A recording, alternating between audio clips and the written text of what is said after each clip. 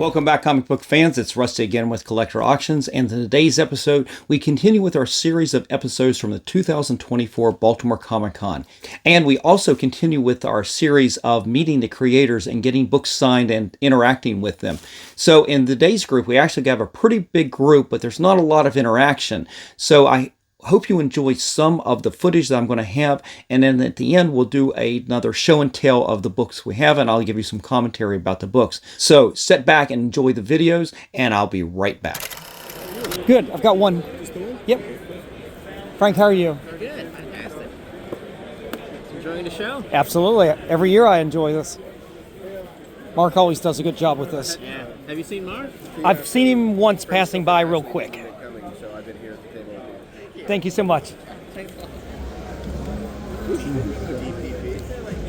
Do you mind? Pretty good. Do you mind signing a couple of things? Got the print. It's a beautiful print. Thank you. And I've got that. Do you have $1 or two? Oh, absolutely, absolutely. I was going to ask. Yeah. The glory days. Exactly. Contender button. Mike, thanks so much. I appreciate it. Have a good night now. There you go. All right. Short and sweet. Appreciate it. Thanks, Mike. Okay. How you doing? I've got 3 books if you don't mind signing. Okay. They're not graded. No, they're just rolls.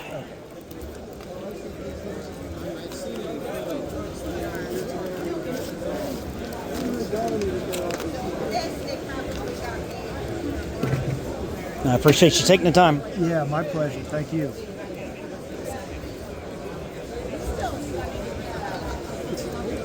Cool. What do I owe you? Just 10. Cool. Appreciate it. Thank you. I think this is the print here at the show. Yeah, it is the print, yeah. Well, I appreciate you taking the time. No problem. Thank you. Right. Walt. Thank you for your patience. No worries. And even though it's the longest line, you gotta get in it right away.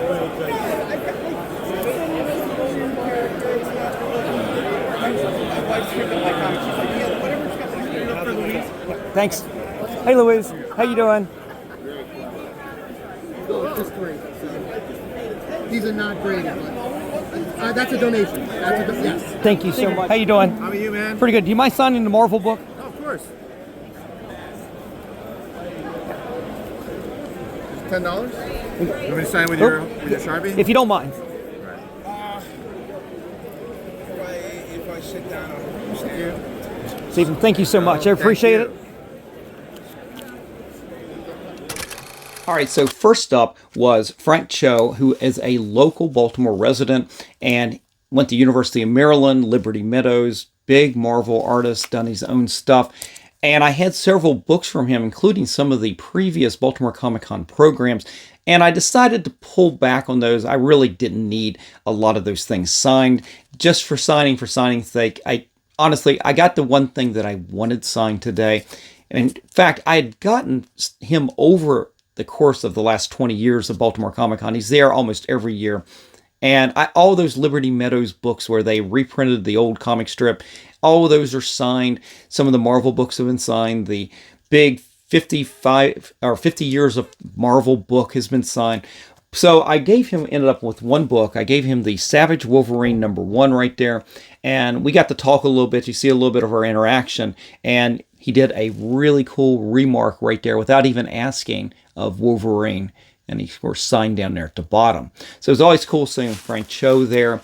And during this same period, I was going around trying to kind of wrap up on the first day at the Baltimore Comic-Con, trying to wrap up and getting everybody done. And finally got a chance to go over to the other side of the room where they had some artists, and Mike McCone was over there. And here is Teen Titans #1 by Jeff Johns. This is actually the second printing. I didn't realize that at the time. He had done the cover and the art to this. So I got him to sign that. And at the Baltimore Comic-Con, they actually had prints that they gave out to the VIPs. And here is the print, the Spider-Man print, and you can see his signature right down there at the bottom. So now I've got a new print to put behind me on the wall. I'll have to put that up at some point. While I was over on that other side of the room, I actually got to meet Michael Golden. He's somebody that I've met before. I literally just saw him up in Harrisburg, and I'd gotten one of his books, the Avengers Annual, signed. So he's actually really expensive. So I always cut down on what I get him to sign. So I had 3 books, and they were going to be $30 a piece, and there's no way I was dropping $90 at one point right there. We're already late into this con, and money is just flying out, and I wanted to save some money for and budget for actually buying comic books. But I did get Micronauts #1 signed this time. And you can see, where is it there? You can see he signed right up here. Now, he didn't do the cover. This is a Dave Cochran cover, but he did the interiors for the Micronauts for, I don't know how many issues he actually did, but I grew up on Micronauts. In fact, I still have a couple of the toys still left from that toy line. So always a big fan of the Micronauts. What I didn't get signed was issue #8, the first appearance of Captain Universe. In fact, I think I've already got that signed by another copy, so I saved that one, and then I had a copy of Nom #1 as well. That was really nice, but as I said, I wasn't dropping $90 right there on Michael Golden. It just, honestly, that was way too much. I think he overcharges. So can't say I'm the biggest fan. I love his artwork, but I'm not quite a fan of his the way he charges. So I went around, and I finally got around to seeing Greg Land again. I've seen him in the past, but he was back at Baltimore Comic-Con, and I didn't go nuts with him, but I did have a few books I wanted to get signed, including Mighty Avengers #1. This is a book that 2 years ago was super hot when there was all this speculation about the Photon or Captain Marvel or Spectrum or whatever she becomes in this issue. She's no longer Captain Marvel, Monica Rambeau. And with her in the movies and everything, there was a lot of speculation, and this book was really hot. But this is a book now that is even a 9.8, I think is under $100.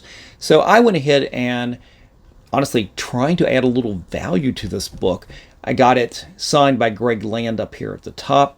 And it's a book, we'll see what a Greg Land autograph adds to this, but it's always the possibility that this gets graded at some point, but then I would have to get the JSA authentication from CGC, so kind of just want to add it to that. And then I got 2 copies of this. This is my favorite cover, excuse me. Beautiful Jean Grey Phoenix right there. It is Phoenix End Song #1. Love that cover. So I got a couple of copies of that signed, and you can see, yeah, he signed in the same spot on both of those. All right, let's put these down. Now, I did make, on day 2, I wasn't pressed to do a lot of stuff that day. So I wasn't going to CGC early. So what did I use? And yes, this is out of sequence a little bit, but honestly, the first thing I did, this was day 2. What I did was I got back in the Walt and Louise Simonson line, because remember I said in the first video when I showed you some of the books that Walt signed, I didn't get everything signed. And I made a mistake. I had given Louise one of the copies of X Factor #1 to sign, and I'd forgotten to get Walt to sign it. So I had to get back in line just to get Walt to sign this right there. And I had forgotten to get this signed too, even though I think I might have showed this in the other video, but I went back and got him to sign, because I'd gotten Art Adams right after that, and I'd forgotten to get Walt to sign this as well. He wrote this. Fantastic Four 340, what is this, 348 or 347? Yeah, it's 348. And he signed right up here at the top.